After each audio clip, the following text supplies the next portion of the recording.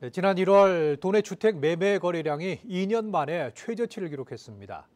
제주의 전통 이사철인 신구간이 껴 있었지만 거래 절벽 현상을 피해가지 못한 겁니다. 부동산 경기 침체가 장기화되면서 연초 주택 공급 실적도 처참한 수준을 보였습니다. 보도에 김지우 기자입니다.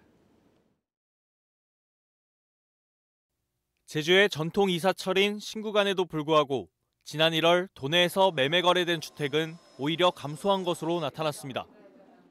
국토교통부가 발표한 주택 통계에 따르면 지난 1월 주택 매매 거래량은 460여 건으로 지난해 같은 달보다 16.3% 감소했습니다. 최근 5년 평균 거래량과 비교하면 39.9% 급감한 수치입니다. 월별 거래량으로 보면 2023년 2월 450건을 기록한 이후 약 2년 만에 최저치입니다. 지난 1월 전월세 거래량은 2,100여 건으로 2,500건을 웃돌던 작년 같은 달과 비교해 이 역시 16.3% 줄었습니다. 주택 거래 절벽 현상에 신구간 효과도 사라진 셈입니다. 작년보다는 많이 줄였고요. 그리고서 이제 제주에서 나가시는 분들이 많이 늘어났어요.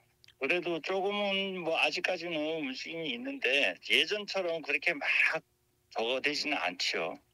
상황이 이렇다 보니 연초 주택 공급 관련 지표는 처참한 수준입니다. 지난 1월 제주에서 인허가 된 주택은 80여 가구로 지난해 같은 달과 비교해 82.8% 큰 폭 감소했고 착공된 주택은 1년 전보다 무려 86.7% 급감했습니다.